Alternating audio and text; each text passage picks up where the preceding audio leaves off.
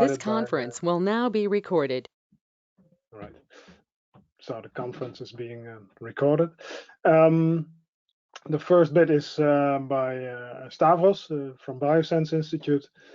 He will discuss strategy development for digital innovation hubs. So digital innovation hubs are organizations with a very specific purpose, and Stavros will reflect on the use of strategy tools to help improve the working of a digital innovation.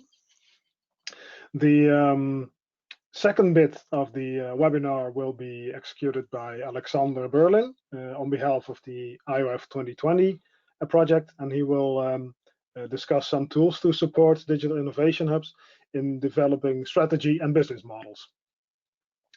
And in the second half, basically, of this webinar, we have two guests representing two different digital innovation hubs. The first one being the Digital Innovation Hub Andalucia Agrotech. It will be explained by Judit and Ugarte. And we have the Transilvania Digital Innovation Hub, which will be explained by Bianca Muntean. And the final bit is for you to discuss, to pose some questions and to discuss topics you want to have further clarification on. So maybe you can introduce yourself briefly. Oh, yeah. Bianca, can you introduce yourself briefly? Yes, of course. Hello, everyone. My name is Bianca Muntean. I'm the coordinator of Transilvania Digital Innovation Hub in Cluj-Napoca, Romania. And I will be happy to tell you more about our strategy and our current status of development. Thank you very much. Looking forward for this interesting session. Thank you very much. Going from left to right, Stavros, can you please introduce yourself briefly? Of course. Thanks, Frank. Hello, everybody. Welcome. Thank you for joining. My name is Stavros Tsitouras. I work at BioSence Institute in Serbia as a senior project management. The BioSence Institute is a core partner of SmartAgriHubs and also a digital innovation hub in agriculture. And I'm looking forward to present you our findings here. Thanks. Thank you. Judit, can you please introduce yourself? Yes, of course. Welcome, all of you. And I'm Judit, and I belong to Regional Ministry of Agriculture in Andalucia region. And also we are working in the Digital Innovation Hub Andalucia Agrotech. It's a tool for foster the digitization in the region. Thank you, Frank. Thank you. Alexander, please introduce yourself. Hello, everyone. I'm Alexander Berlin. I'm the business support leader of IOF 2020 and also the CEO of Berlin Thinking, as you can see down there. A lot of Berlin going on. We worked already 3.5 years now on IOF 2020, and there's a lot of knowledge and tools that came together. And today is the day we would like to share it with the Digital Innovation Hub. So looking forward for getting your feedback. Thank you. Thank you. In the back is Kristina Karanikalova helping me out with the organization of this webinar. We have some house rules to be explained. Yes, the webinar will be recorded. That was announced by the system just yet for future reuse for people who cannot attend right now or want to review things maybe. The presentations will be shared via the portal after we finished. For avoiding feedback loops, please stay muted unless you are speaking and close the camera unless you are presented. So I will close off my camera in just a bit. You can pose some questions in the chat. We will, of course, be monitoring that. and try to answer them on the fly or in a discussion in the end of the presentation. So enjoy the webinar, and I'd like to give the word now to Stavros to kick off the first bit. So thank you very much.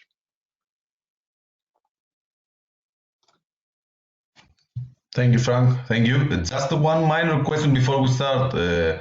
Don't we have the Mentimeter as well to present to the audience, or not? Once we get to it, I'm going to explain it. I think it's easier when I show it on the screen. Okay, okay, so it's involved in the presentation. Okay, excellent, excellent. Thanks, Tina. So, hello everybody again. My name is Stavros, as I presented myself earlier. So, briefly, in the next more or less 15 minutes, we're going to talk about strategy development for digital innovation hubs, and even more specifically, we're going to attempt an introduction to strategy and its importance to digital innovation hubs. Of course, in the next 15 minutes is not an adequate time to cover everything about strategy, but we will briefly try to cover as more aspects as we can. So let's start with the next slide by defining strategy. So defining strategy from concept to planning and implementation. So we already hear from the title, we already have three very basic and very important keywords. We have concept, we have planning and implementation. Three basic steps of strategy we're going to see in more detail.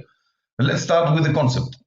So how strategy can be defined? Of course, there are hundreds or maybe thousands of definitions out there, but let's choose one and say that strategy can be defined as the things that an organization will do to close the gap between its current reality. So we're talking about current situation analysis, and this actually includes market served, services provided, the processes, the people, of course, on all the stakeholders, the technologies, and very importantly, the finances. So initially we see that strategy actually incorporates all the key elements that an organization should have a look at when defining the strategy.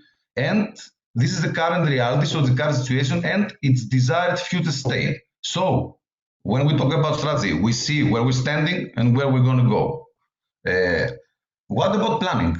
Because we talk about planning. What is strategic planning? So now we have a concept of what strategy is about. What about strategic planning?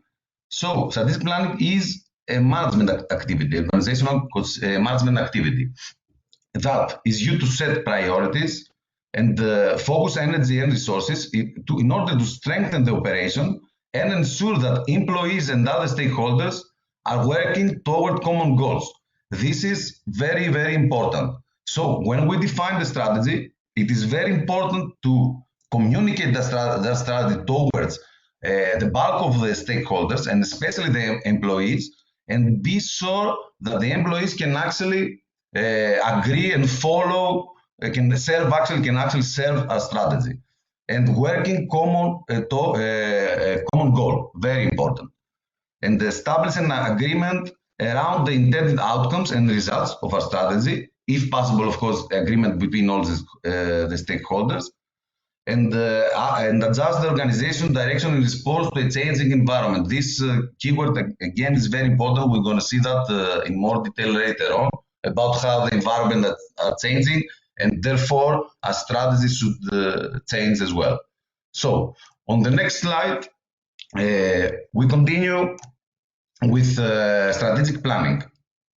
So what do we mean about strategic planning? Strategic planning should be a disciplined effort. So it should produce fundamental decisions and actions that shape actually and guide what an organization is, who it serves, what it does, and why it does it, of course, with a focus on the future, as we said earlier. And of course, if we want to have a strategic, an effective strategic planning, we don't only have to see where the organization is going, but how it will go there, and how and whether a strategy is successful. So this is the evaluation of a strategy, a very another important factor that we're going to see later on. And finally, about strategy formulation, which is the development of a long-range plan, usually 3 to 5 years. We're going to see that again later. For the effective management of opportunities and threats, as well as strengths and weaknesses. Here we have already a reference to SWOT analysis, a tool that we're going to again see later on. And usually the strategy formulation includes the corporate mission, to specify achievable objectives, and developing strategy that's setting policy guidelines. More or less, these are some key concepts and for strategy formulation and development. In the next slide, we're gonna make now a connection between the digital innovation hubs and strategy formulation. So let us remember what the digital innovation hubs are. Of course, everybody here should already know that, but it's important to remind some keywords here.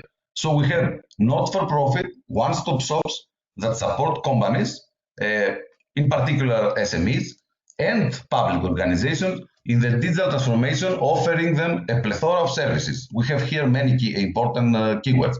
So we have a not-for-profit organization, but with a potential customer base that it includes companies and public organizations, very important. And what is offered? Services. So the digital innovation hub actually offers services. And overall, the main idea is that the digital innovation hub should follow a structured approach in the context of its strategy development, which should be analogous and similar to what other organizations do. So we actually, as digital innovation hubs, I'm working at digital innovation hubs as well. Okay, so we take ourselves seriously. I mean, and we present and we implement our strategy based on standards from other organizations. The next slide.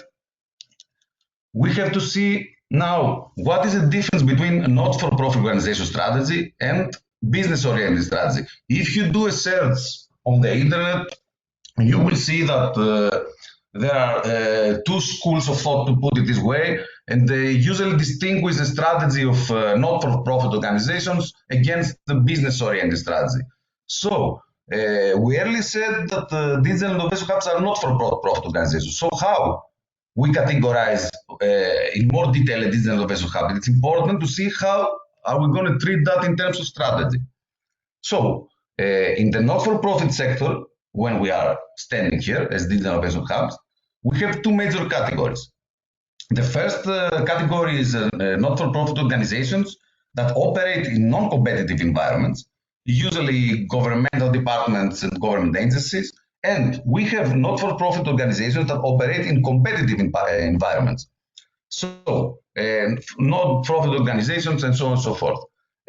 Among, again, these not-for-profit that operate in competitive environments, we can distinguish between organizations that actually charge for the services, like the digital innovation hubs, and organizations that actually provide the service for free for charities, NGOs, and so on and so forth. So based on this brief analysis, and on the next slide, we can actually ask the question, how we can treat a digital innovation hub when defining the strategy.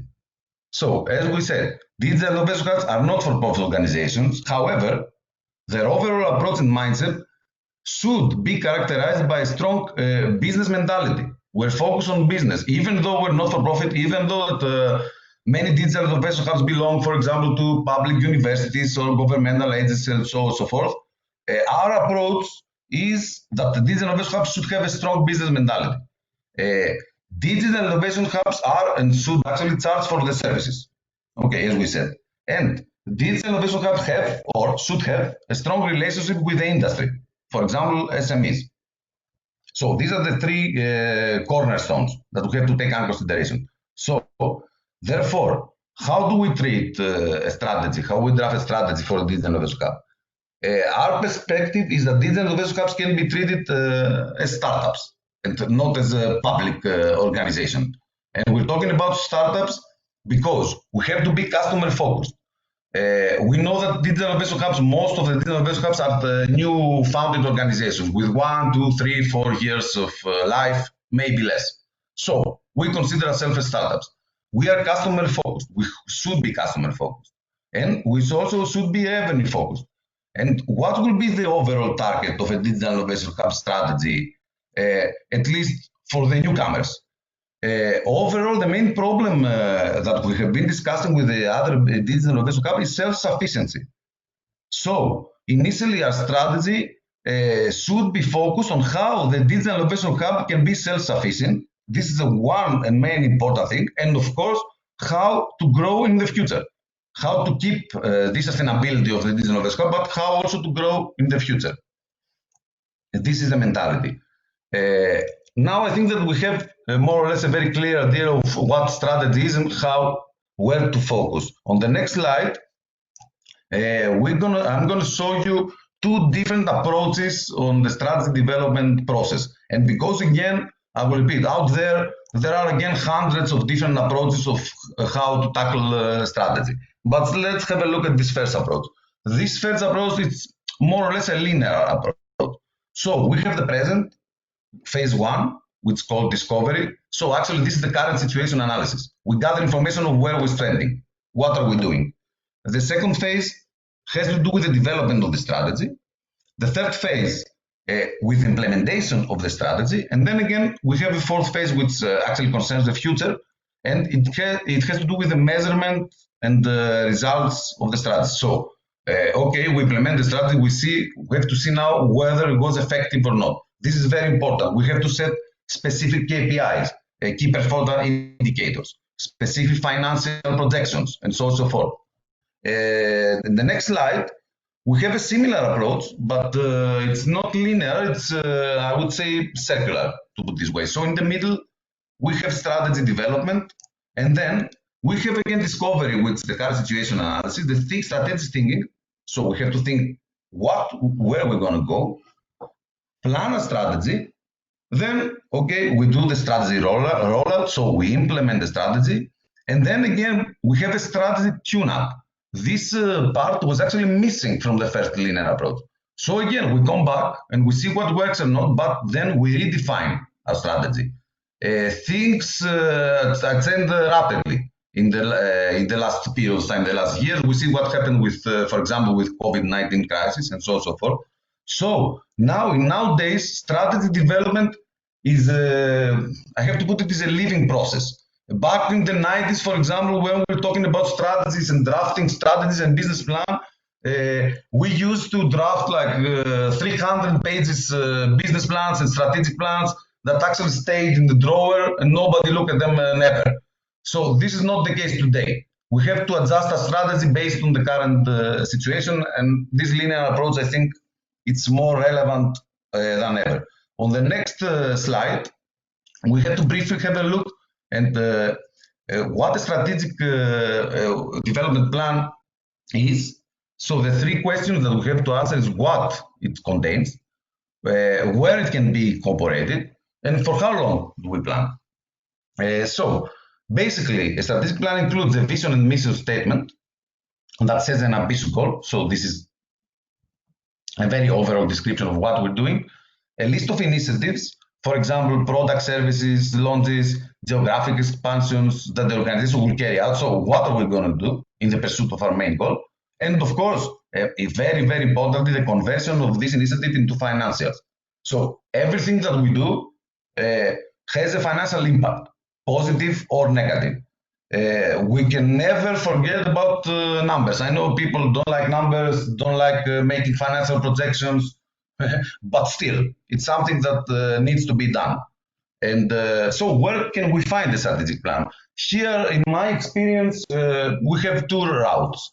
The first is that Digital Innovation Hub or an organization can have a standalone strategic plan. And the second thing is that it can be incorporated in a Digital Innovation Hub business plan, so it can be part of.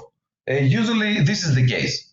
But nevertheless, there are other paths. And for how many years do we plan ahead? Usually, the strategic plan, it's 3 to 5 years ahead. But as I said earlier, we have again to constantly see and retune our strategic plan. So, on the next slide, okay, please. We had a question for the audience then. Okay.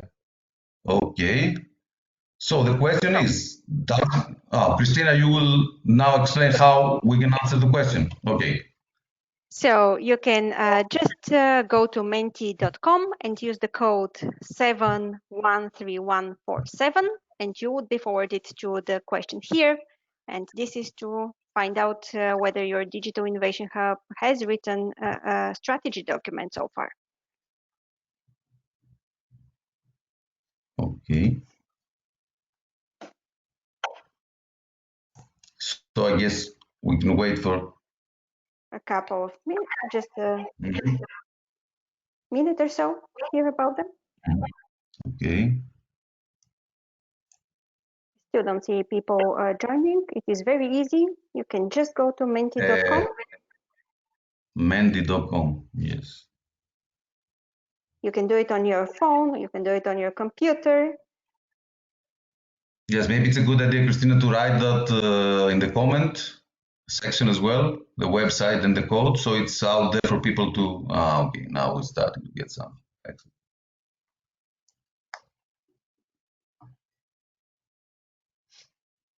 Okay.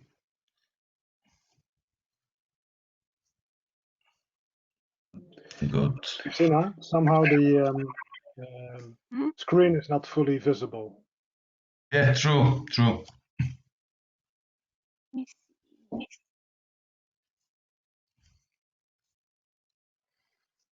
Yes, you cannot see the code actually. Okay, now we have a 50-50 result. For me, to be honest, I would expect that most of the people wouldn't have a written strategy document, but for me, it's a pleasant surprise, to put it this way. Okay, now it's time to get back. Okay, nice. I think that, Christina, we have an indication. It's more or less 60-40. I mean, no and yes. So maybe we can move on to the next slide. Okay. Okay, excellent. Yeah, thanks. Okay.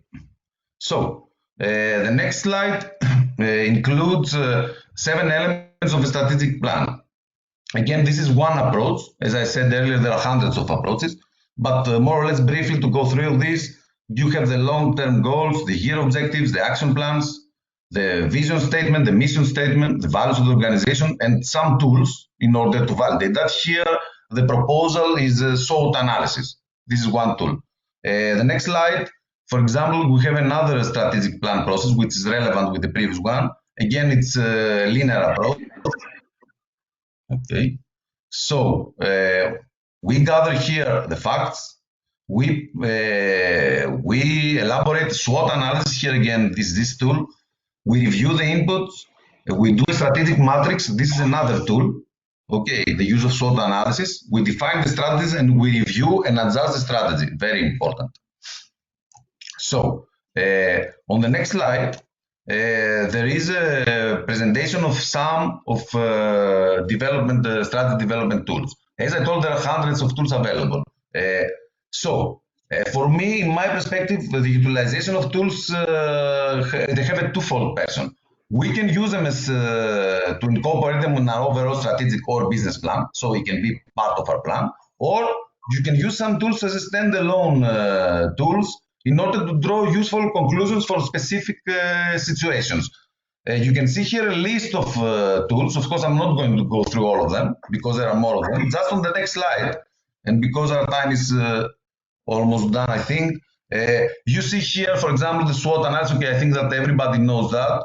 Strengths, weaknesses, opportunities, threats. It's useful to say that we have the SWOT matrix, for example, that it's a very, very good, how to put it, add-on to the SWOT analysis, where, for instance, we combine the strengths with opportunities, weaknesses and threats. So we use the SWOT analysis and the matrix to draw most useful conclusions. In the next slide, we have the balance scoreboard.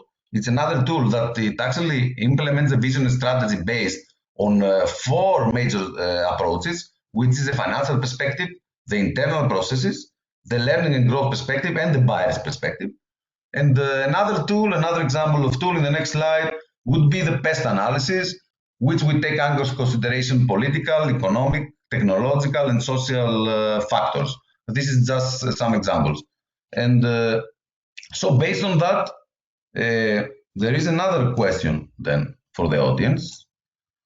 And the next question is, have you ever used any strategy drafting tools? Yes or no? Of the tools that I mentioned, tools that I didn't mention, have you ever used any of these? So we can wait like for 1 minute to have answers to that as well. Thank you, Frank, for putting the...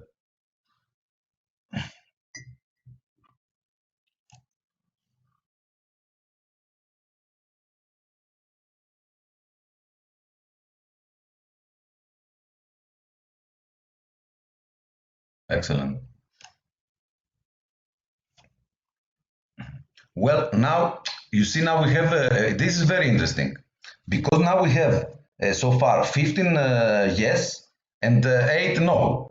So, but on the other hand, on the previous question, when we asked whether there is a written strategy document, more of the replies were no. So it's very interesting actually to discuss when we finish the presentation why this happens. I mean, people use the tools, but they don't use them to record the strategy. It's let's keep that in mind for the discussion later on.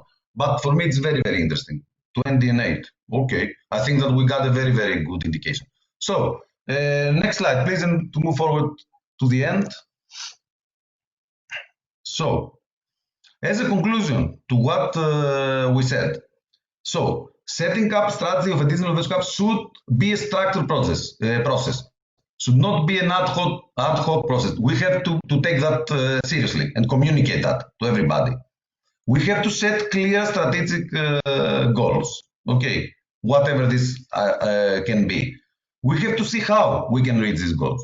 And we have to communicate these strategic goals to all stakeholders, internally and externally. We have to implement the strategy and evaluate the results against specific KPIs and fine-tune the strategy. We have to take to consider Digital Innovation Hub as a startup, as we said, and the strategy should always be adjusted based on the current situation. And last but not least, as I said, there is a huge number of tools and resources available, both of course in our website and overall on the internet. And my advice, to put it this way, is to see what better fits your overall mentality, what you seem to work, and the needs of the organization. And to finish my presentation and to help the discussion overall, we have a final question for the audience, okay, which is, what strategic goals do you have for the coming years? For example, do you plan to obtain more customers? Do you plan to design and launch new services? These are some examples. So please feel free to share your opinion.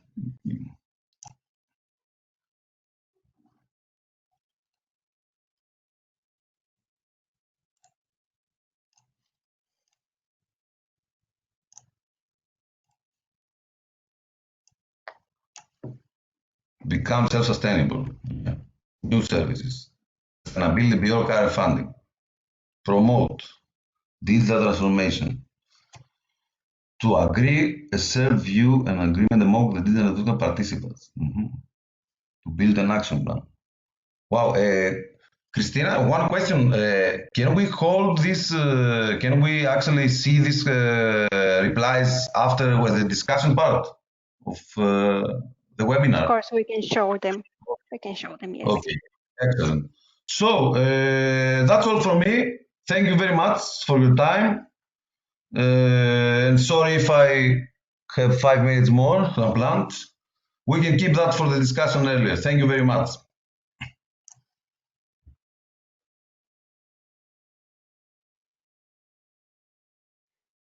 And I would like now to give the word to Alexander. Perfect. Thank you very much. I would just take over for a second because I'm always more familiar if I have the presentation here on my side. So hopefully you can see it. Christina, is it on the screen? Yes. Perfect. Awesome. So warm welcome to everyone, also from IOF 2020 side. So this is the first step of collaboration between us and also the Digital Innovation Hubs. And as you know, we are already running now since 3.5 years in IOF, and we're actively building already a kind of small digital innovation hub in a way with IOF. So you can see in the last 3 years, we worked on 33 use cases, developed 65 different IoT solutions, validated them in 140 different test farms all over Europe. And we had to obviously develop and support our businesses quite a lot. And now that we're ending and we're coming, let's say, to the learning part of the project, we are actually refining a part of our knowledge into tools that the Digital Innovation Hub can use. One side, obviously, to develop your own strategy. That's one side. So to develop your own business models, to develop your own sustainability strategy. And also on the other side, obviously, to use these tools to support your clients. So it means if a company is coming, you're setting up an innovation program, whatever you do, so that you can use them. And we worked obviously in different areas. So one is user acceptance. So we did quite a lot of work in questionnaires and so on in order to find out what people are actually thinking about that. So there's a few things on that topic. Then we have business model tools. So business model development in itself was obviously a key exercise. So that one is very important. And then we had the corporate innovation program. So that is a concept that we basically developed already last year and wanted to share with everyone in the event that was planned in Prague. And then suddenly the Corona incidents came around the corner and everything was cancelled. But it's still there. It is a sustainability and business model idea that we would like to discuss with you, and that might be interesting. And then we have a farm to fork fitness program for our IOF 2020 use cases. But I think that might be also really interesting for you to think about how you can make your clients, your networks fit for the farm to fork and the sustainability goals of the European Commission. And then we have the KPI measurement and testing. So obviously one of the core things as well. We developed some standardized KPI approaches, developed the European Digital Test Farm Network, for example, based on our 140 test farms that we're having. So maybe also quite some interesting connections there for you to just access our resources and our tools. So now a little bit deeper into what we are actually planning with you. So now we're in this introduction and intro to tools call. We are offering you a little bit of a deep dive into these tools that I will present very, very quickly only today into presentations next week. You will get afterwards a little bit of a email from Christina, which gives you links to register. So that will come very soon. So if you want to dive deeper into a few tools, please let us know. And then the plan is to identify a few of your digital innovation hubs that are interested to work on specific tools with us further, because none of them are all completely usable already. So there's still a bit of a, let's say, user acceptance testing cycle that we have to run through. And we would like to get a bit interested digital innovation hubs that are helping us through that process and giving us the feedback. And then obviously the final goal is to publish these tools, make it available to all digital innovation hubs so that you can use it and that you can actually offer even better services later on. So now a quick thing. So user acceptance testing very quickly is going to be happening a webinar on the 22nd. We have a feedback survey already developed, which is a very small one, giving you interactive ideas with your end users, and a very deep user acceptance questionnaire, which is already built on quite a lot of research and literature behind it. So if you're interested, we're happy to share it. And then we have a collaboration with the project called Reach Out. They built a scenario-based campaign tool, basically, so that helps you to build UAT testing cycles. So that's really interesting as well. So if you're interested in user acceptance testing, then please join this part. Then we have a business model toolbox, as I said. So that's composed of a business model component builder, for example, a business model visualization part. I will tell you a little bit about that. business network visualization, and obviously some normal templates that we developed here, canvases, a classification of readiness of use cases, for example, if you have one, things like that. So that will be obviously also made available in the innovation portal, I think, later on as documents from our side. So that's that. And then we have the innovation program, a corporate innovation program. So that one is basically the idea of it's based on the needs assessment that we did internally in IOF with our companies. So because we have 140 partners, of which we have very large companies in there. So CNH, Kverneland, Grimme, but also farm management provider like Agricolos, 365 FarmNet, and so on. And we also asked them what kind of needs do you have that a digital innovation hub, for example, could fill for you. So especially we don't see so much activities in innovation programs from some companies, especially that are, let's say, medium-sized. And what we identified was that they have needs like platform building, community building, identifying partners for joint data ventures, sourcing new solutions, obviously, to becoming part of their platforms and things like that. And we would like to see together with you, is there not an opportunity to offer all together as a kind of a network of digital innovation hub, these kind of services that you have here, visioning, product testing, and so on, in a kind of like a package format, and make that process for especially these medium-sized enterprises, first of all, a little bit more affordable, but also more tailored to their needs in terms of geographies, but also in terms of services they need. So that's something that we would like to discuss with you and see. We have a few business model ideas there in the background, so happy to share that with you.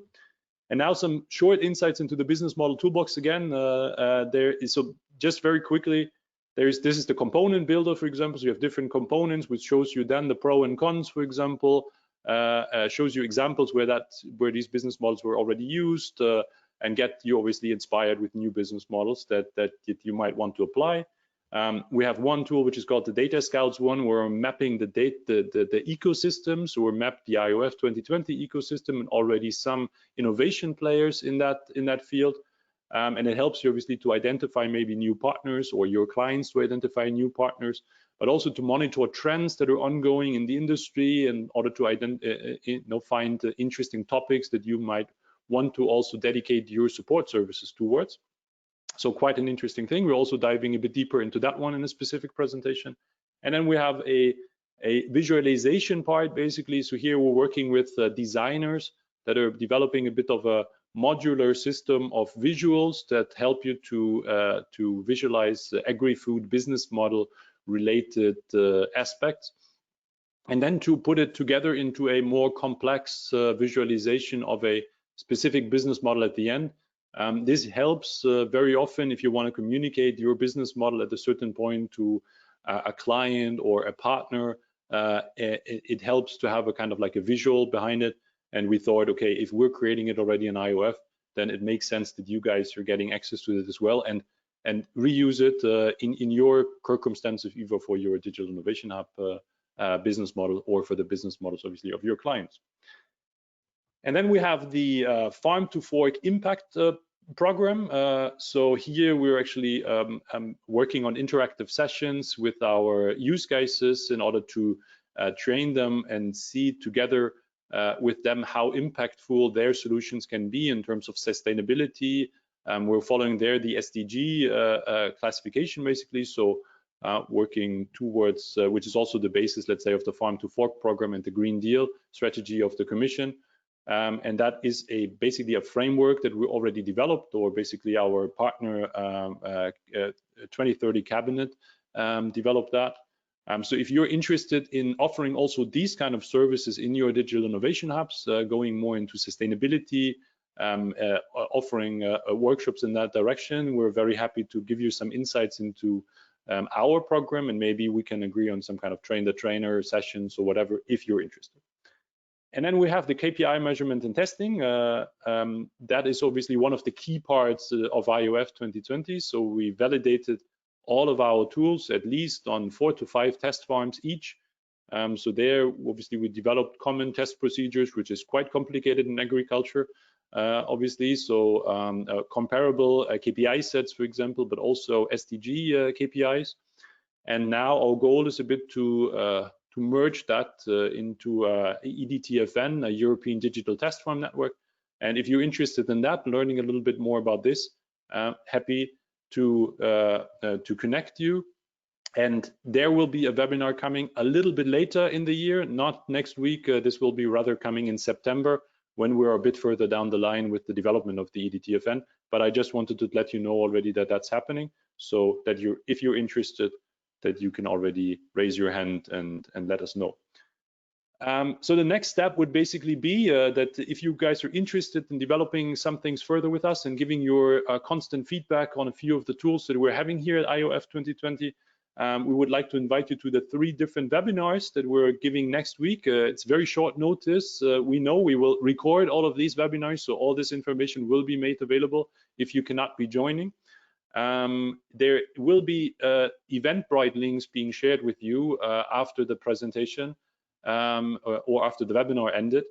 If you register there, you can register actually as 2 different versions. You can register as a digital innovation hub that actually really wants to join, so that you have time and you can really actively be in the webinar, or that you're just interested in that specific topic group, because then we will still follow up with you on with some information and maybe some later workshops that we're preparing there, so that you're just being kept in the loop.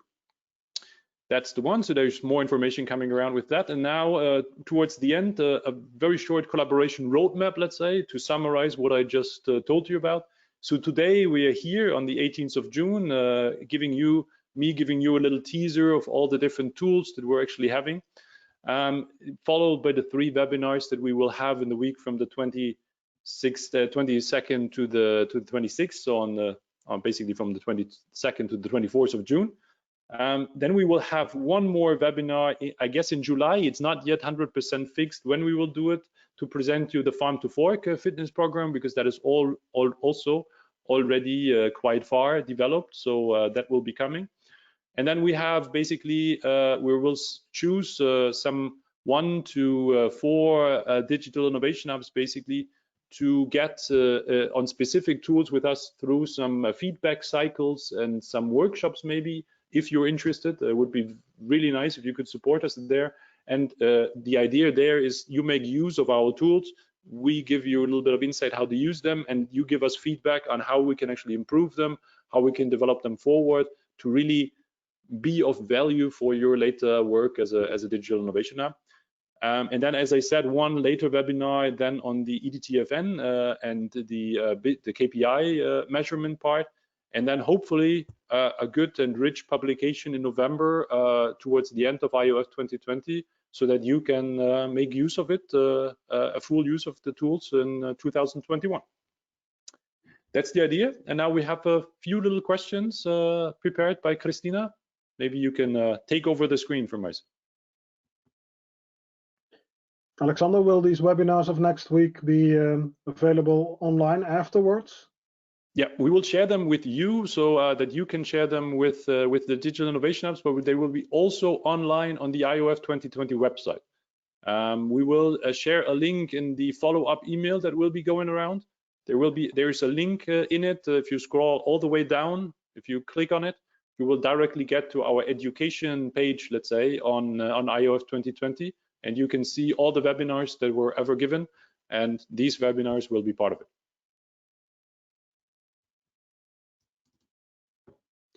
So yeah, we already have a little bit of results already coming in, which topics are the most interesting ones and which tools. So there is topics and tools, so a bit maybe a little bit confusing. So I see already that business models is obviously the most interesting one for now. User acceptance, not so much yet, even so I can tell you it's a super important topic because it's basically the success of the tool. So yeah, looks already quite good. Thanks a lot for that very good feedback. We see ecosystem mapping is very interesting, obviously, for an ecosystem project like SmartAgriHubs. I think it makes total sense. and also maybe for you, really interesting to understand the connections there, but it's very closely followed up by the visualization tools as well, and the components not yet so interesting, but very good. That looks already quite nice. Hopefully, Christina, you can share this with us at the end, the results of it. That would be really interesting to have. Yes, and I can share all the results with you. That would be great. Yeah. And then which of the upcoming specific webinars on these 3 specific topics are you going to join maybe? That's obviously maybe for us a little bit of an idea of who can join actually already which webinars. So right now it does not look very good, but at least a few people already coming in. That's good. And we will see that in a way. Just give us an idea for now, but you can already decide obviously later on in the book and register through the links that we will share. But at least we're seeing that we will... Maybe it's important to mention, Alexander, all the registered participants for this webinar received an email approximately 1 hour before the webinar already with the links. So if you're interested, go ahead and register. And we're also going to share these links again after the webinar when we share the materials. But just so you know, register so that you are aware of what is happening. Yeah. Perfect. That sounds very good. So yeah, please be there. I think there's a lot of interesting things in it. It's an invitation. So let's have a look at what other tools. So that is now a little bit the question up to you to be a bit creative and come up with some ideas that we haven't thought of yet. But please link it a bit to IOF 2020. So what kind of things would you maybe wish for that IOF 2020 would share with you? Is it, I don't know, network contacts, whatever, that was not on the list yet, and we're happy to think about it and see how we can make the connections also in this side. So I don't know, maybe you're interested in some corporate contacts or getting some insights on our the KPIs. Thank you very much. Yeah, that is also one of our core value propositions, let's say, that we have developed in IOF 2020, because it was all about IoT validation.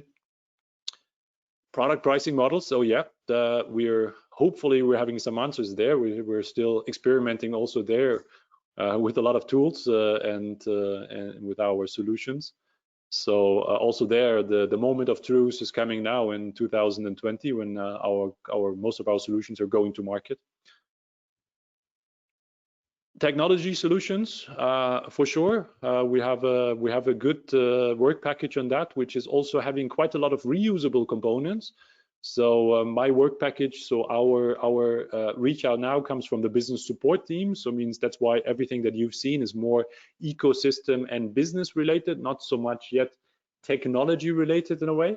But I will for sure forward your interest in that direction as well, so that maybe we can also set up some transfers in direction of standards, APIs that we developed, actually some components together with Fireware that we're actually setting up.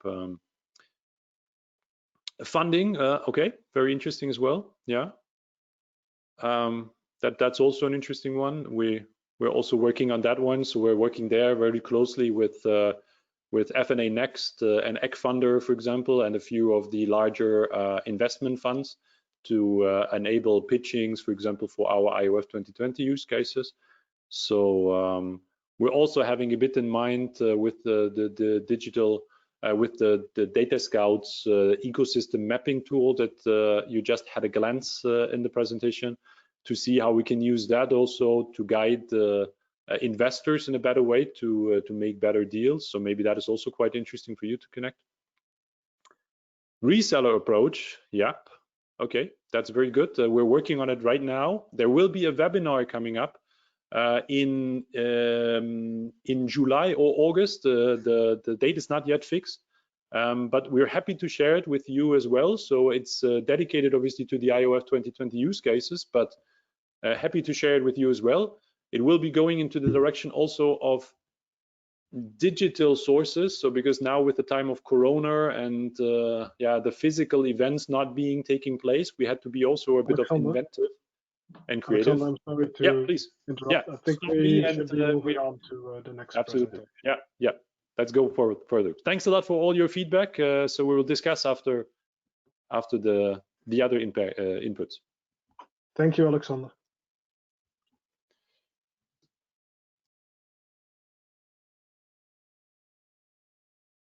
And I would also like to introduce now Judit. Judit? Yes. If you can Yes. present Andalucia Agrotech. Okay. Hello, good morning, all of you. Thank you, Christina, Fran. First of all, I want to thank the SmartAgriHubs project the opportunity to present Andalucia Agrotech in this webinar. And what is Andalucia Agrotech? Is the first question. Is an European regional ecosystem that aims to accelerate, accompany, and channel digital innovation in agri-food sector and its value chain. This tool was originated in 2017 as a result of dialogues amongst the agri-food, the ICT, and the knowledge communities. There was a clear demand coming from these communities and the Andalusia government, specifically the Regional Ministry of Agriculture, decided to take the lead, being the promoter of this digital innovation hub. Next, and where do we come from? This next, please. Okay, this discussion of dialogues I mentioned before took place in the framework of the Smart Specialization Strategy and of the European Community we created in 2017 with the S3P, Traceability and Big Data in Agri-Food Value Chain thematic partnership. We developed in this project a governance model based on the need of having regional nodes next to the regions in order to work together on the innovation process. These regional nodes are evolving into digital innovation hubs, and that was the case of the Andalusia.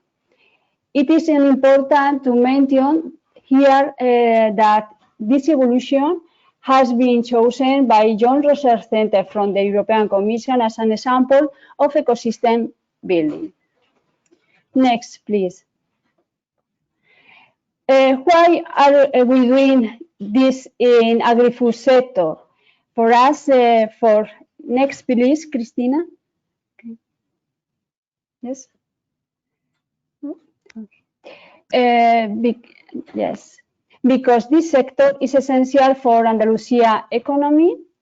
Here you can see some figures to help you understand this. Andalusia is the second European region in agricultural productions, and we have more than 300,000 farms and more than 5,000 agri-food industries distributed in wide variety of subsectors, from olive crop to fruit and vegetables, from extensive livestock to greenhouses, or sustainable systems such as organic agriculture, and with great importance of irrigation. And also, this sector is very important for the exports and for the employment in Spain. Next, please. In this process, we are facing some typical difficulties of agri-food sector structures, of its diversity and the rural localization. And maybe you have the same circumstance in your regions. And in this slide, you can see some of them. For example, we have very aged farmers. Young people are not usually interested in this sector. We also have a majority of small farms, and there is a lack of digital culture. In general, the world sector gives very low importance to the data for decision making. And also we find out that most of the technological solutions in the market are not adapted to the agri-food sector. Also, we have insufficient data infrastructures and data interoperability. And also, the technologies still have a high cost for farmers. And finally, we also see that there is a lack of comprehensive solutions for agri-food sector. These barriers are, in the end, the problems we need to tackle in order to move forward the digital transformation of agri-food sector. Next, please. Which is our strategy? Taking into account all this, we pointed out some elements that now are essential for our strategy. We have a multi-actor approach. We need to gather the different capacities of our region to go for the most ambitious modernization of our agri-food sector. We now count with more than 100 members representing to ICT businesses, agri-food businesses, competence centers, and regional administration and civil society in this digital innovation hubs. Another element of our strategy is that they integrate all the interesting technologies for the sector in order to provide integrated solutions. Why? Because our agri-food sector is so varied and large that a unique technology or solution does not fit all. And of course, for us, we foster the use of data in the decision making. For us, it's very, very important. Also, the promotion of digital culture across the different levels, from farmers to technicians and specialists, as well as to dual training in Agrotech, is a key element too for us. Another, the D has to work on approaching technologies to the sector according to the different states. For example, in the first level is inspiration for those who still don't know anything about technologies, training for those who don't know how to use them, experimentation and piloting, and scale up and internalization. This helps us adapt our service to the different needs depending if they are less experimented or more experimented businesses. And we have crystal clear that our young people has to play a very important role in this transformation.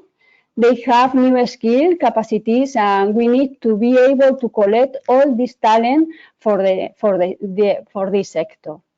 And finally, this is a public-private open space of collaboration.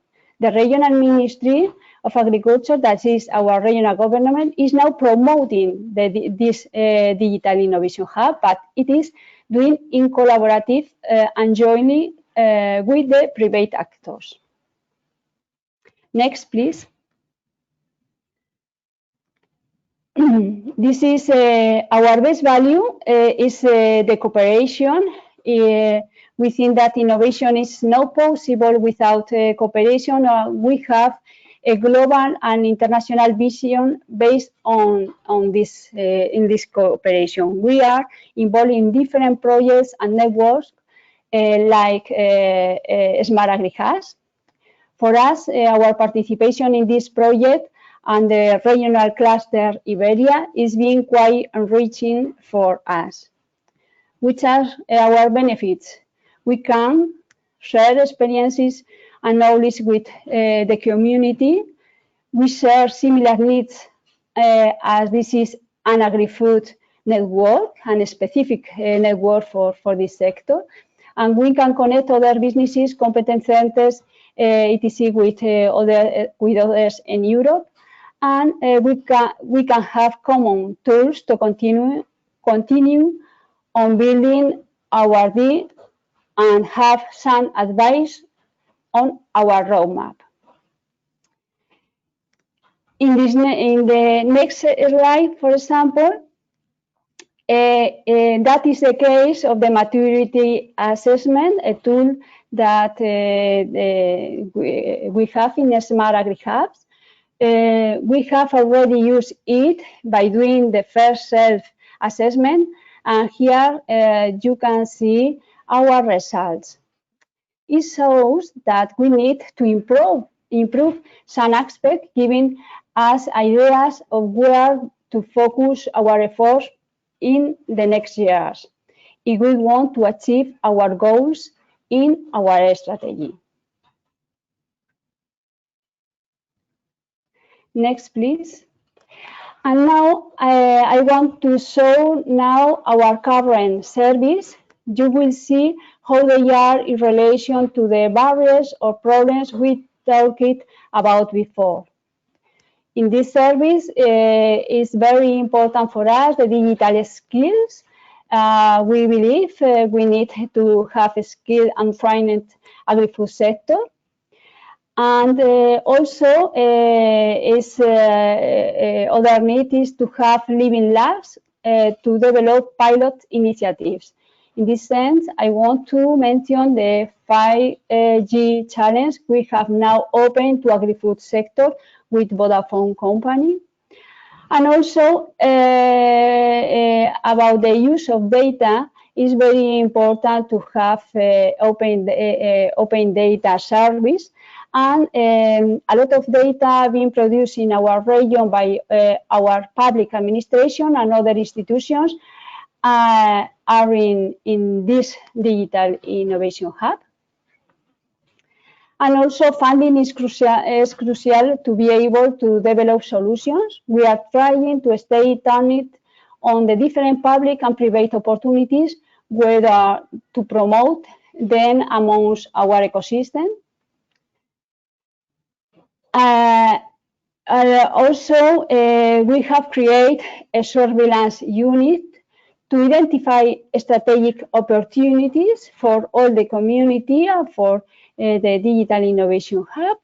And also, finally, we are generating a co-creation space for all our stakeholders in order to facilitate the generation of innovation. For example, now we are working in a connecting program where we will launch 10 agri-food challenge.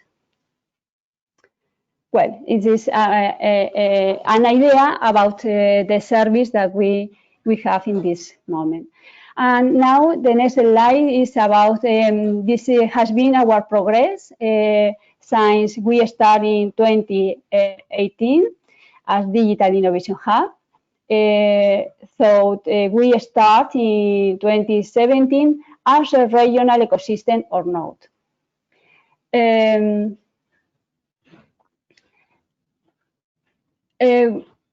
Currently, we are at the consolidation stage as a Digital Innovation Hub, and for that we have a budget of 1 million euros for the 2020-2022 period.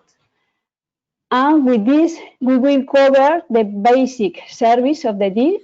And also, as I mentioned before, we are participating in different projects and preparing new proposals to provide new experience and skills to the sector. Next, please. And finally, and in relation to what I said before, I want to highlight that we are trying to take advantage of all of different funds and programs, not only European, but national and regional also. Regional too. Also, that we have a special eyes on the different policies in order to be aligned with all those that are relevant for innovation and the agri-food sector in this moment and in the future. No more in my hand. On my hand. Thank you very much for the attention. I have a video about this Digital Innovation Hub. If we have enough time, we can see it.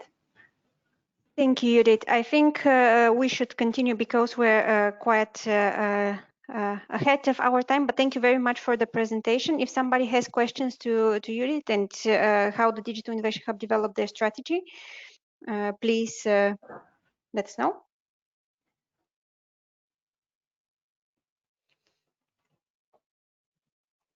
I have one question for you, Judit. For example, what did you find most difficult when you were developing your strategy? What elements were more difficult to develop? Yes, okay. For us, the most difficult issue is working on a sector with different running at different sectors running at a different speed. For example, olive crop has reached a certain level of digitization, which is very different to the one achieved by vegetable, or for example, the different types of farmers. And also being able to offer a tailor-made service depending on the digital maturity of each agri-food businesses is also very difficult too. If you remember in my presentation, we try to offer different service according to where each agri-food business is in relation to digitization. There may be an inspiration stage or maybe a testing one, and service change from one stage to another in order to offer the most adapted ones to each agri-food businesses. Another element that is difficult for us is about from the governance point of view. The internal organization of the Digital Innovation Hub to have a legal status is not easy for us, maybe because we are a huge number of stakeholders, and because it is difficult to coordinate the different private businesses with the actions for the Digital Innovation Hubs. And we are now working in this area to improve this governance in the Digital Innovation Hub. Thank you very much for sharing this, Judit. And I saw that there was a question about your human resources, and that already Jose has shared that you have about 3 people working in the Digital Innovation Hub. Thank you very much. I would now like to also invite Bianca to share her experience in the Transilvania Digital Innovation Hub and how it started and what its strategy is. Yeah, hello everyone. Thank you very much for your invitation. Actually, we are not part of the SmartAgriHub project, but we are part of the platform, and we are following very closely your activities. And I would like to salute Mr. Viorel Marin, which is the Romanian partner in this project. So I will start by saying that, of course, the status of digital innovation hubs throughout Europe is not the same.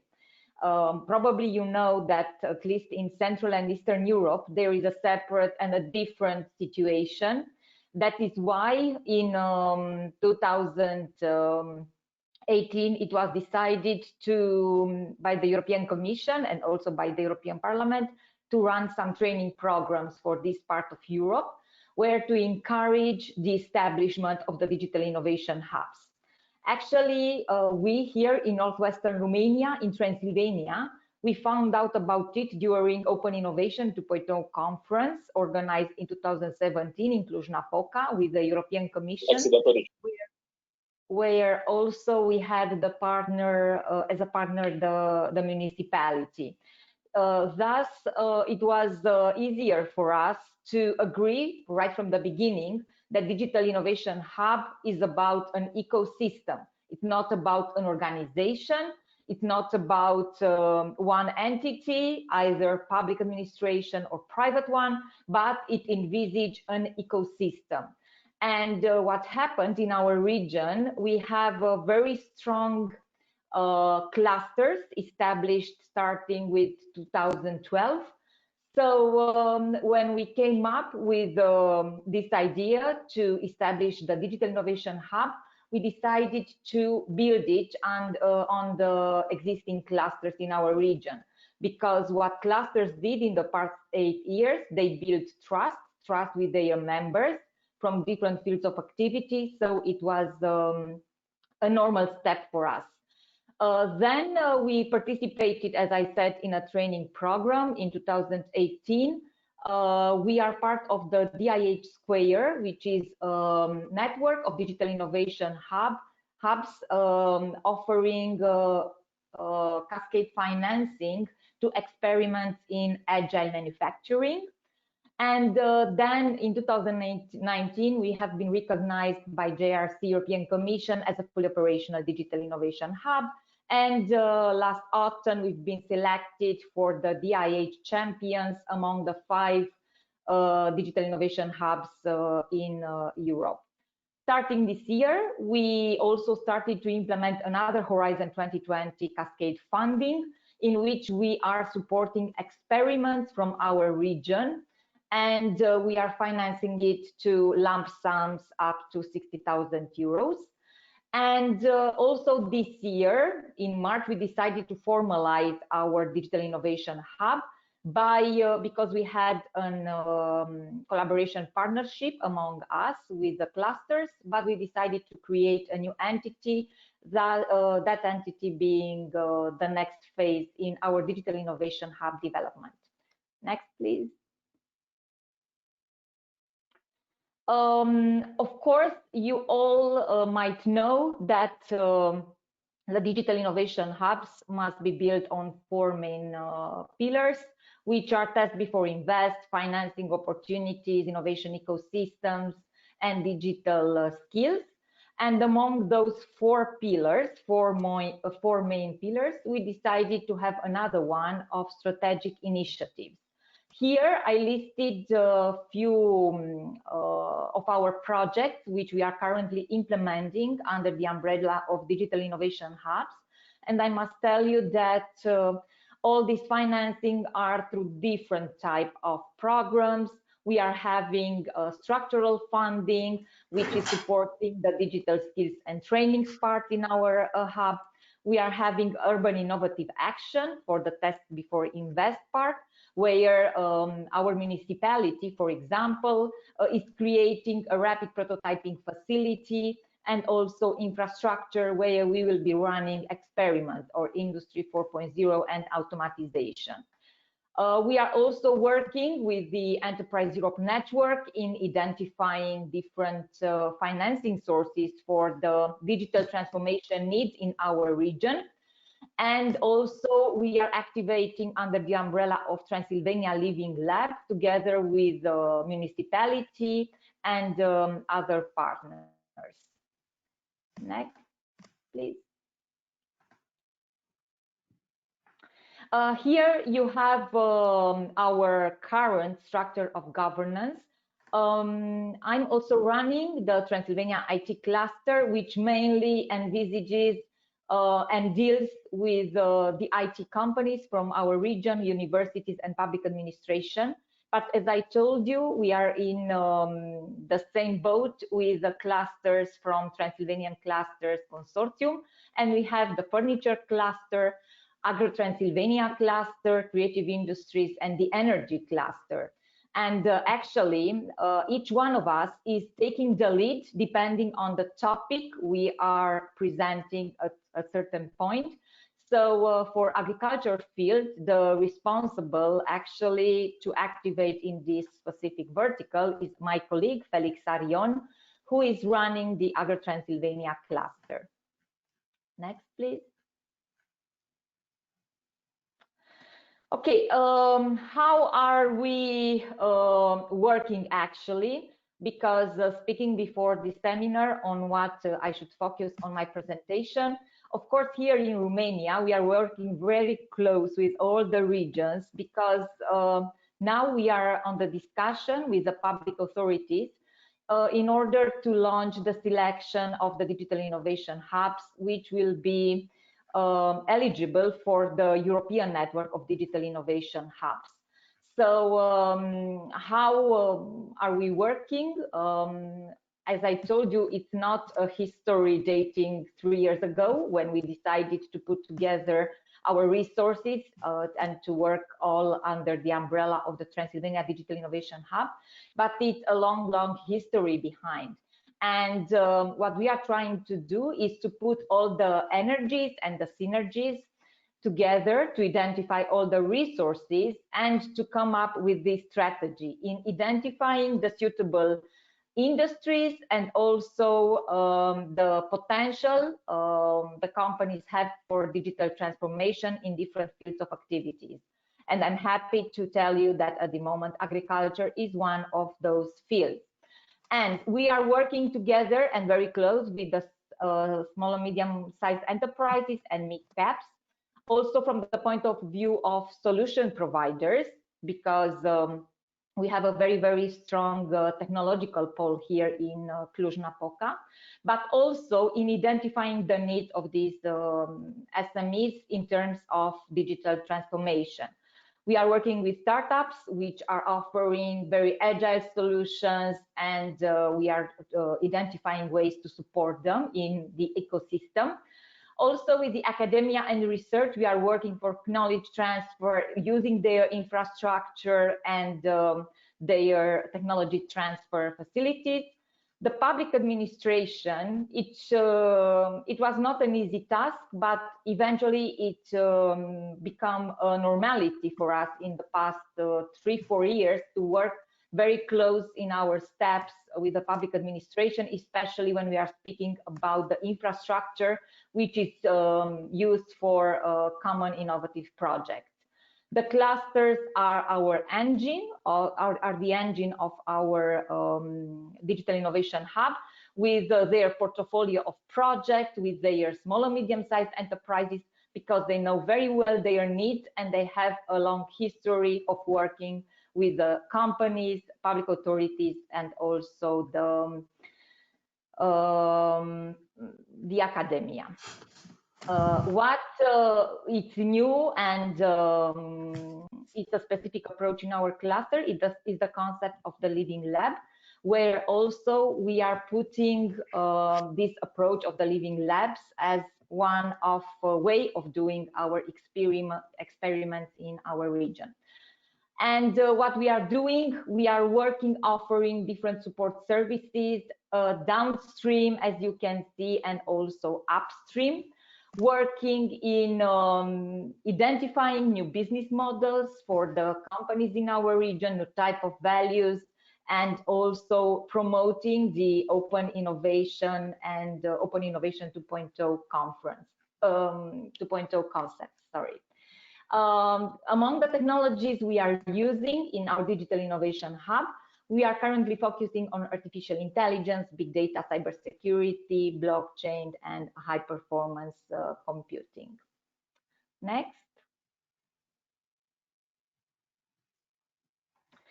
I listed here several examples. I know I don't have too much time left, only 1 or 2 minutes. So I will try not to refer in details to this project. This is our current business model.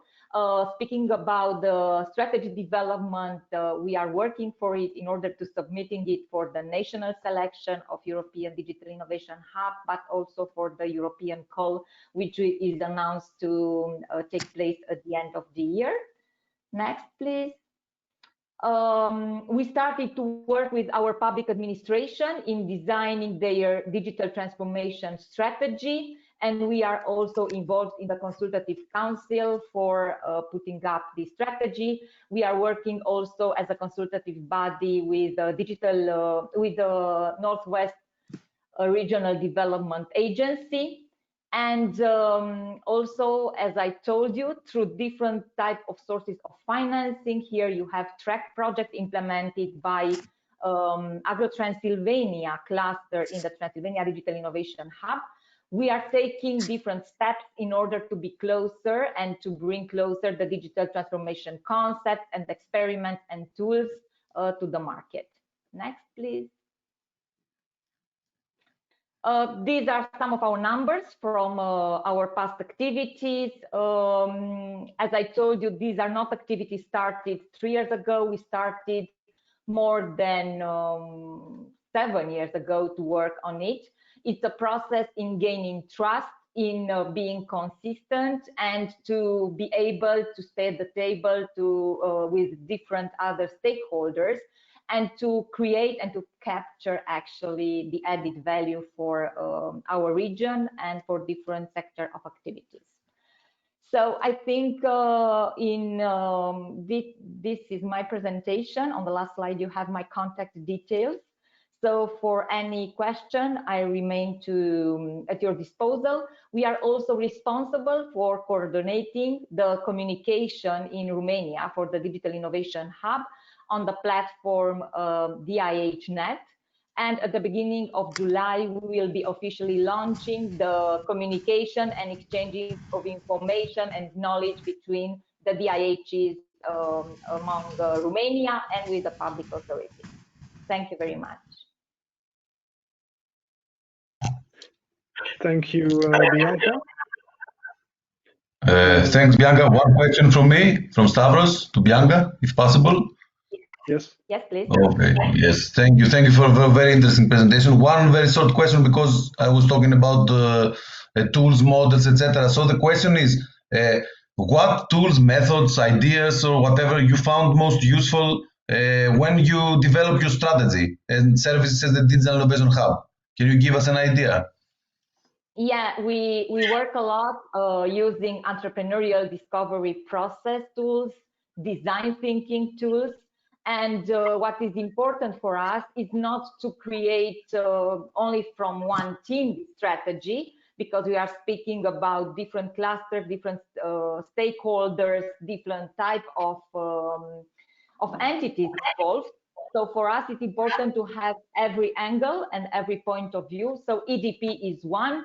We are using the digital assessment and the improved digital quotient, in which we are analyzing the capacity and the appetite of digital transformation of the SMEs. So we are working with the Regional Development Agency, for example, for the smart specialization strategy, also in their entrepreneurial discovery processes. Excellent, excellent. Thank you very much for the information. You're welcome. Hello, this is Frank. I'd like to follow up on Stavros's question. So you mentioned you were developing strategy for different teams, and I imagine you are closely collaborating because the organizations have some level of similarity. However, different, say, domains may require you to move in different strategic directions. How do you deal with that?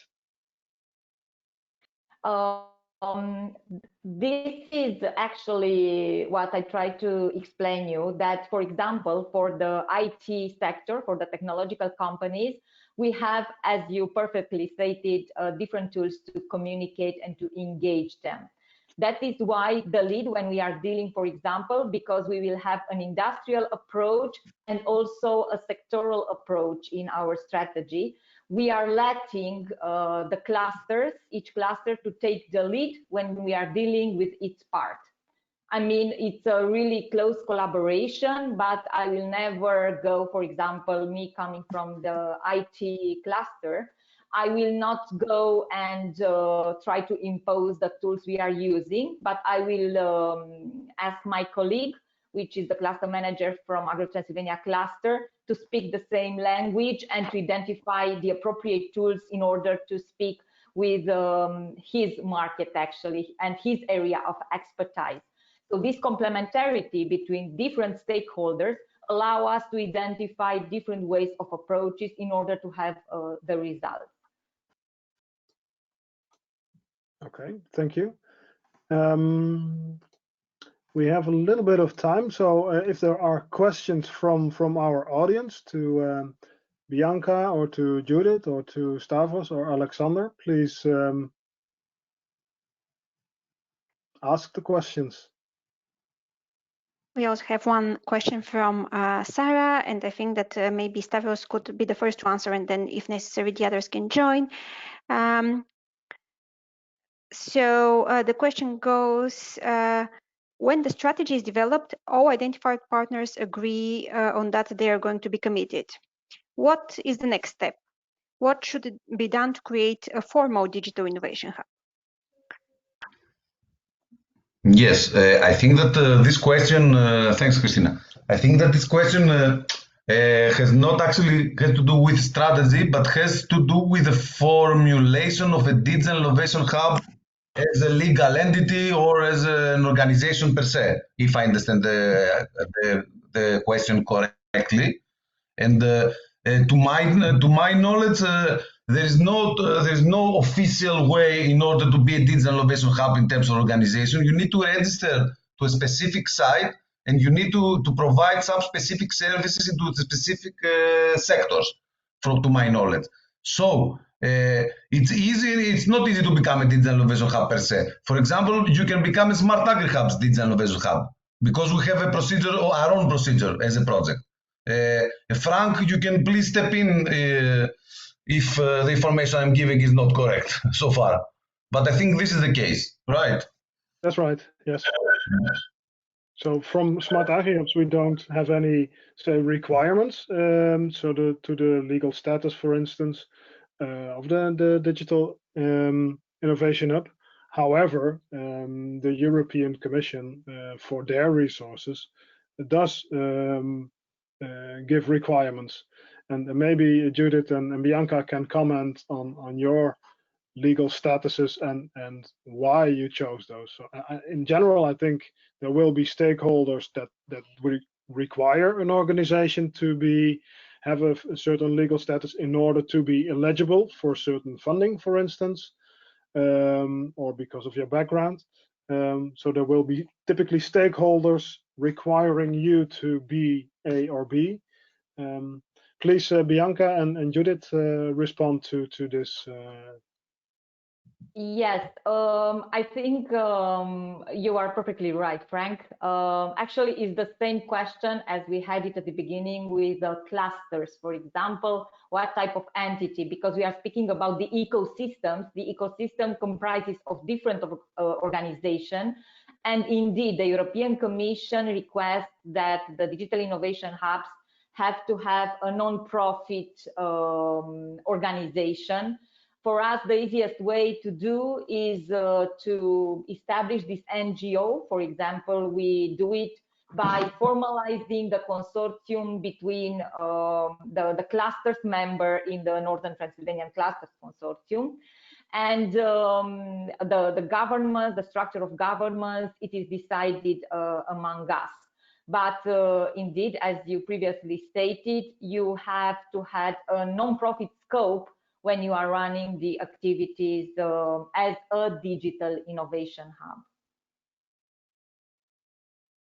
Yes, Frank, in our case, for us it's important to achieve a legal status in the next year, because we think that a consortium isn't useful for all the functions that we can do in the Digital Innovation Hub. So this is our objective, but we think that for us isn't easy because we are a large number of stakeholders, but we are trying it because we want that it's also very important for the sustainability in long term of this digital innovation hub. So we know that we must improve in this area. Thank you for your comments. In the corner of my eye, I see that it's 3:30, so we have reached our time limit for today. Christina, are there any urgent questions in the chat?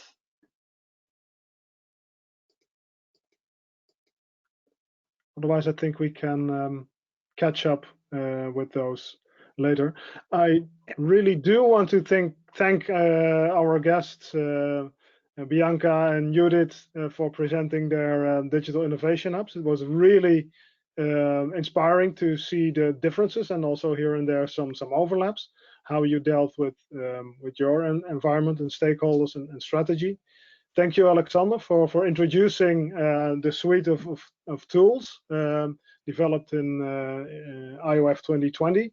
Next week there will be follow-up presentations on the individual tools and piloting projects or user acceptance processes going on. I warmly invite you to participate in that. And also thank you, Stavros, for shedding a light on the application of strategy tools for the development of digital innovation hubs. Thank you very much. I think this was a very fruitful webinar. Thank you. Just one final comment. For us, it's great to be connected with you and with SmartAgriHubs, because it's really important to bring all the information available for digital transformation under one source. So for us, it was a very, very insightful experience, and we will be looking forward to work with you and your partner here in Romania. Thank you very much. Thank you very much. Okay. Thank you. Thank you as well. Thanks, Frank and Christina, for the opportunity. And thank you all. We are going to share the presentations with the participants either tomorrow or on Monday, so you can find them as well as the recording. Thank you. Thank you, everybody. Thank you very much.